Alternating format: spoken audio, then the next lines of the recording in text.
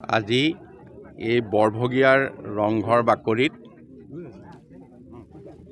আমাৰ প্ৰয়াত গোলাপ চন্দ্ৰ বৰুৱা কলিয়াবৰ বিধানসভা সমষ্টিৰ প্ৰাক্তন বিধায়ক তেখেতৰ আবক্ষ মূৰ্তিৰ স্থাপন কৰি স্মৃতি সংৰক্ষণ কৰাৰ এক প্ৰয়াস কৰা হৈছে। এই ক্ষেত্ৰত বৰভগীয়া তৰুণ সংঘ আৰু বৰভগীয়া হাজাৰ সমিতিয়ে সহযোগত এই বিষয়টো আগবঢ়া হৈছে। কলিয়াবৰৰ এখন ৰাজহুৱা সভাত আমাক বিধায়ক হিচাপে এটা দায়িত্ব অৰ্পণ কৰিছিল।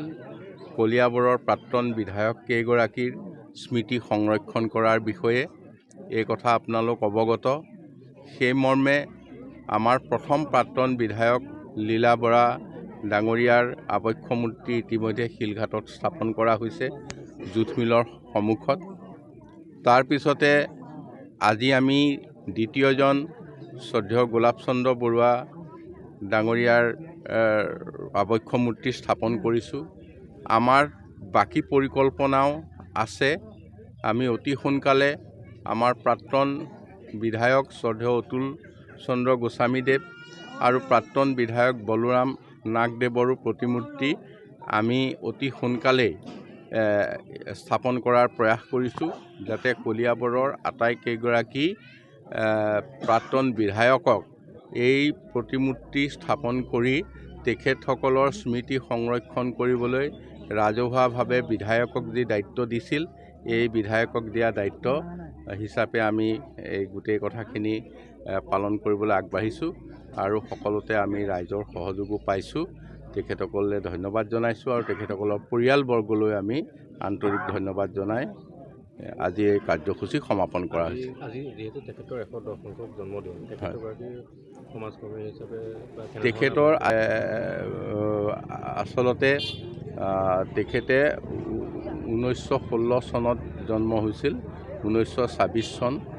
আজি তেখেতৰ জন্মৰ 110 বছৰ হৈছে আৰু 2011 চনত তেখেতৰ মৃত্যু হৈছিল।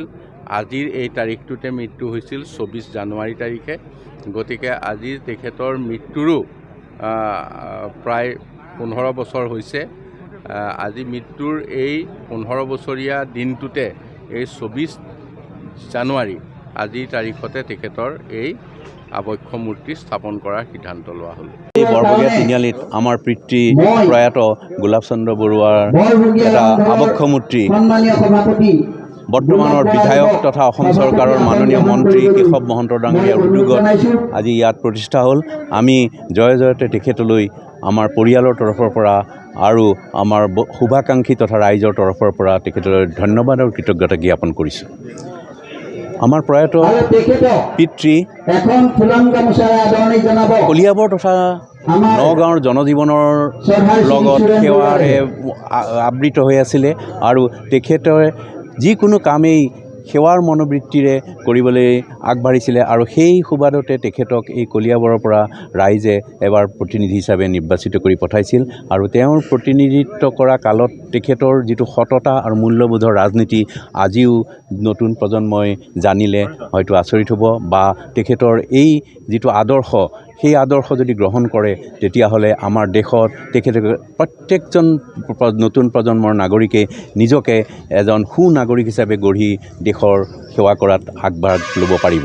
মই বিশেষ নকওঁ, আমাৰ গোটেই কলিয়াবৰত তেখেতৰ যিটো এনেকুৱা এটা ৰাজহুৱা অনুষ্ঠান নাই যিটোত তেখেত জড়িত হৈ থকা নাছিল আৰু আমি তেখেতলৈ আজি এই ৰাইজে যি বা এই মন্ত্ৰী মহোদয়ৰ জৰিয়তে যিখিনি আমাৰ পৰিয়ালক আমাক ইয়াত আগভাগ ল'বলৈ সুযোগ দিলে, তাৰ কাৰণে মই শেষত মন্ত্ৰী মহোদয় আৰু সমূহ ৰাইজক, কলিয়াবৰীয়া ৰাইজক ধন্যবাদ জ্ঞাপন কৰি মোৰ ক'বলগীয়াখিনি সামৰিছোঁ। ধন্যবাদ।